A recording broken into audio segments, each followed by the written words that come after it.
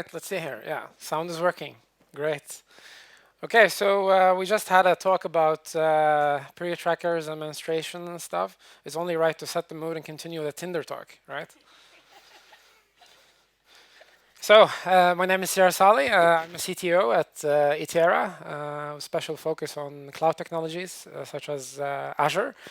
Itera is a company with about 500 employees worldwide. So, today I'm going to talk to you about a Tinder story, but it's not one of those stories.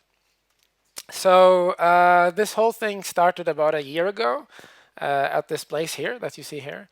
This is Oslo Mekaniske Verksted, which is a pub in downtown Oslo. It's one of my favorite places to grab some beer. So I was out there with some of my developer friends, and we had some beer about a year ago there. And then the topic of Tinder came up, and let's be honest, Tinder is quite a common subject of socializing. When you're out and talking, right? At least it is for me. I don't know about you, but but anyway, we started talking, and then Tinder came as a topic, and then developers, you know how we are. When we grab a couple of beer, we become really creative. We all know about the Balmer Peak. So we hit the Balmer Peak, and then we started talking about, how can we optimize Tinder to kind of like save time, because developers are busy people, and we have all these projects, and we write code all the time, so we are really busy basically. So as you know, Tinder is like this app where you get a list of people, you get a list of pictures, and then you just simply you swipe right if you like the person, and you swipe left if you don't like the person. Tinder is a dating app. How many of you use Tinder? That's a trick question, by the way. Okay, some of you use Tinder. It's totally fine. So basically, when you start swiping, right, then you get a match, right? And that's if two people like each other, they get the match, and then they can start chatting. They can start talking to each other, and then they can meet over coffee or whatever. So this is how it looks like. You get a match, and then we were talking, and we were discussing, and then we thought about how about we do just like auto swipe right? All right. I mean, if you just swipe right all the time, you're going to get a match eventually, right? It's simple mathematics. So let's do that. And how can we automate that, right? And that's when the Baldwin Peak really hit high that night. Right? So we got a lot of ideas about this, and we were talking and talking and talking, and then I went home that night and I started coding, and then suddenly I had an Azure function up and running in Azure in the cloud, distributed throughout the whole global worldwide data centers, with just doing auto swipe rights throughout the whole regions in Oslo, basically. And this is a screenshot showing you the app in action, basically. This is a real screenshot. And as you can see, we have to respect privacy. So I have just censored out all the names of people here, right? Because these are names of women here in the Oslo area. When you use Tinder, you get always the first name of people. You never get the last name, right? So that's Tinder's way of protecting people and their privacy. So I just censored everything here, we want to be on the safe side here. And then, as you can see, what the app is doing here basically is that it's just liking all the women in the region where I am, right, within my position.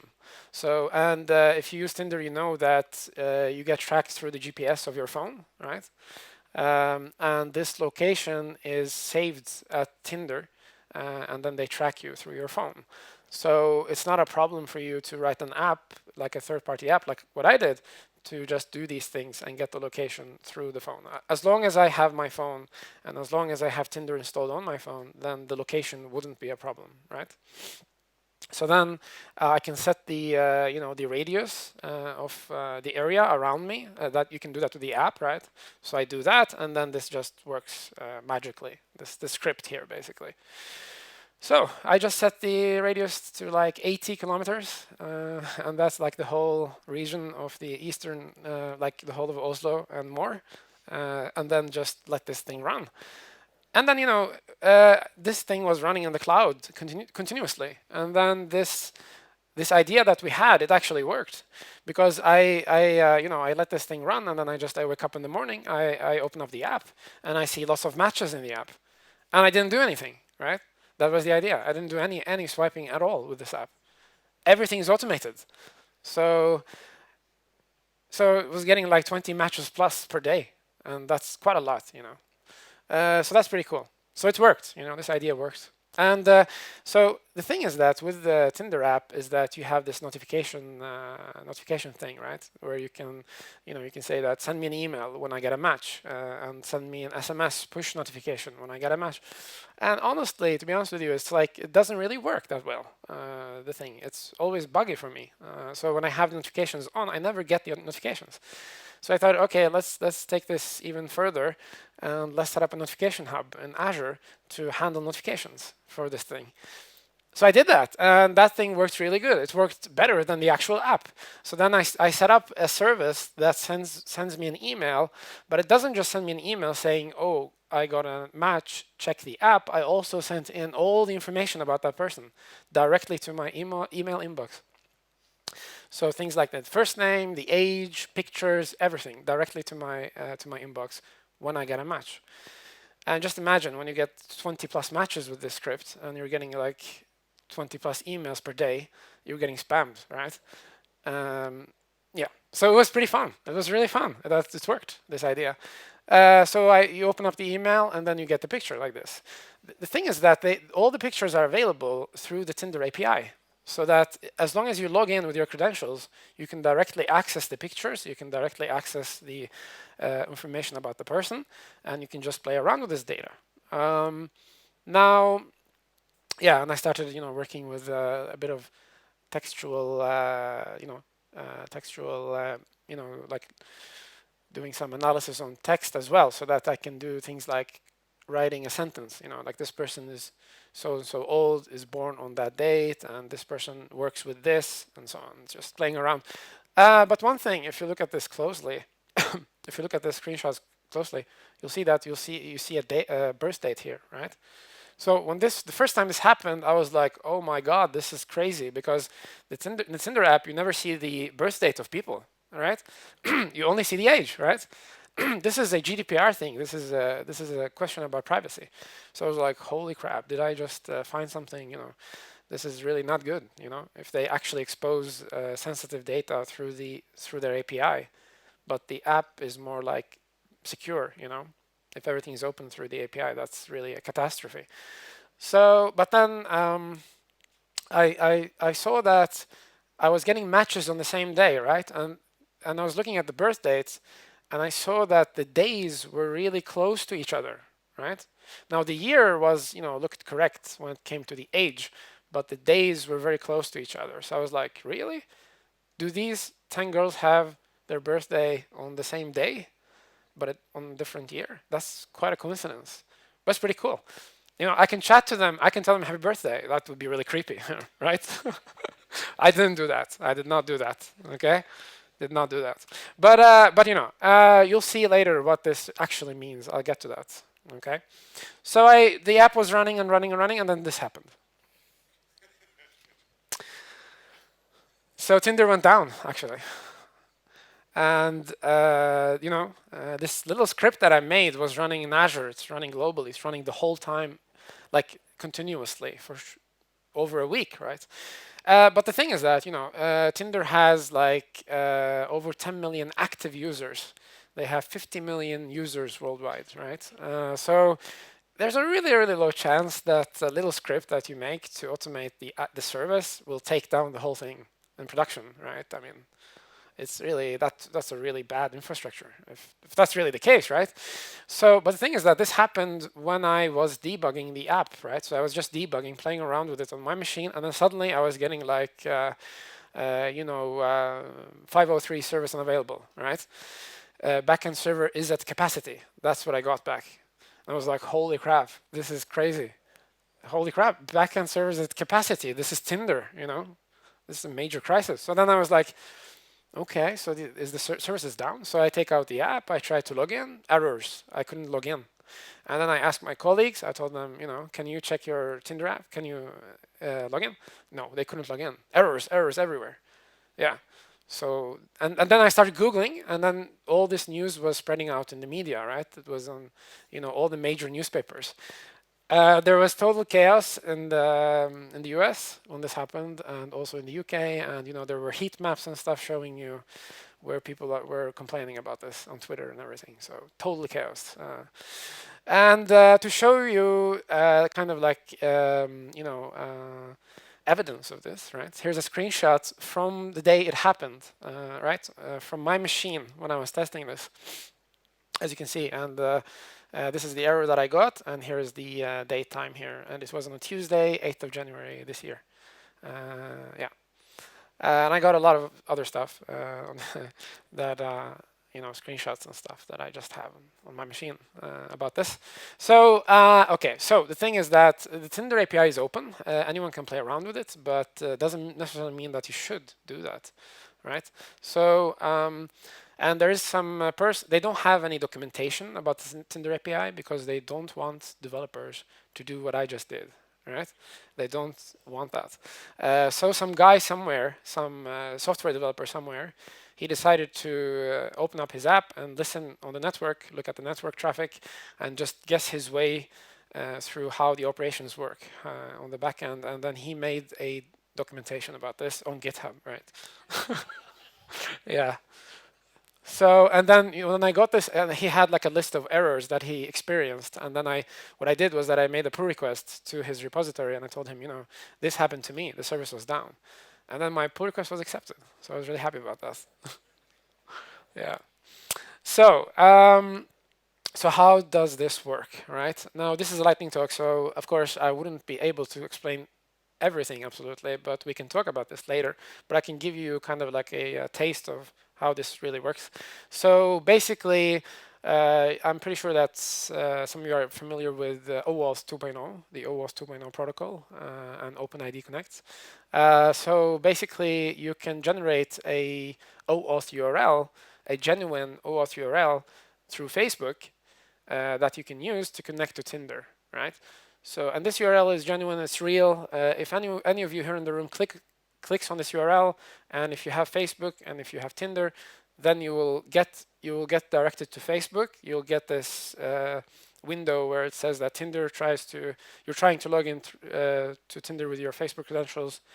Do you accept? Right? You've seen this. I'm pretty sure many of you have seen this before. If you click on OK, then the app will authorize with Tinder. Then you get a token, and then if you take that token is your master key, basically, to use to connect to the Tinder API, right? Token-based authentication. So I did that, and then what happened was that the thing was running in Azure. As you all know, Azure is distributed, right? So Facebook saw that I was logging in from Oslo and from Amsterdam suddenly at the same time, and that's because the app, the thing that I made, was running in Amsterdam. It was running in Amsterdam. It was running like through whole West Europe, basically. So suddenly it was in Amsterdam, right? Because it's distributed. And then Facebook told me that we think someone has hacked your account. You need to change your password. So I told them, no, I don't want to change my password. It's okay. They said you don't have a choice. You have to change your password. So when this happened, then I changed my password, and of course everything then stopped, right? I couldn't do anything anymore because it means that I need to change my password every time, and then I need to stop the app, change the password, make a new URL, and then do this manually every time. But I can tell you something. As some of you have heard, probably Azure is coming to Norwegian grounds, right? We have some data centers coming up now in Oslo and Stavanger, which basically means that you can bypass this thing here. Because then you can just choose, for example, Oslo or Norwegian territory. Then Facebook wouldn't be able to detect this thing here, right? Then they just think it's you who's logging in, right? But probably you should keep it in Oslo if you are living in Oslo, right? Because I'm pretty sure the Facebook algorithms are pretty advanced and they can know even the cities, right? Like, so if I'm logging in from Oslo and Stavanger at the same time, the same problem happens. So stay in Oslo when you are running your app, basically. I guess so. So changed my password, and I did all that, and then everything stopped. And then some of my friends told me, some of my friends who work in the security field told me, Sirar, you need to contact Tinder about this, because I didn't contact Tinder at the time. So I said, okay, fine, I'll do that. So I contacted them, And they told me, pretty cool that you did this, thank you, but then stop immediately what you have done. You have broken our terms of use. If you don't do that, we will, we will hunt you down and whatever, all this stuff. So they threatened me and stuff. So I said, okay, no, don't worry. I was just experimenting with your API. This is what I found. Your API is open. Anyone can do what I just did. And, so I'm just telling you this.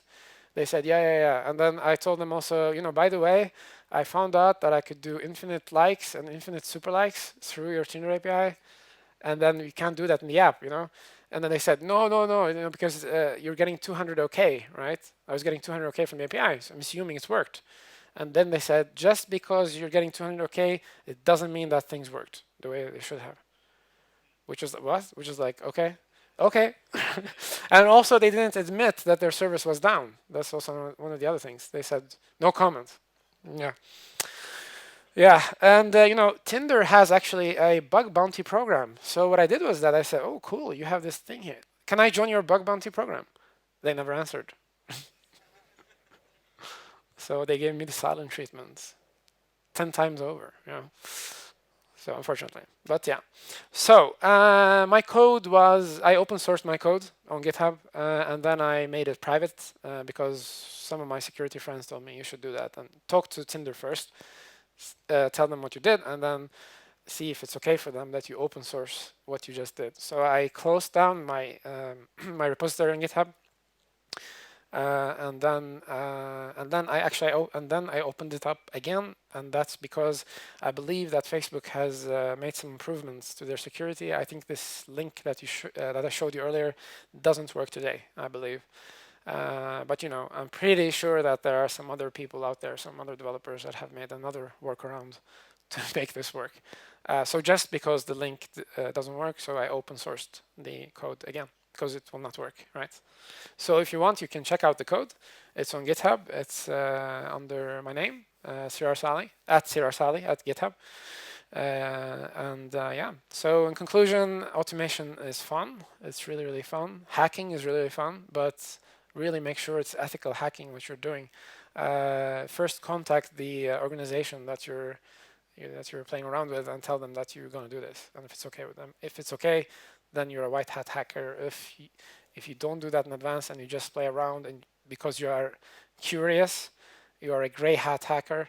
If you do this with a criminal intent, you're a black hat hacker. So you can guess which one of those three I was, right?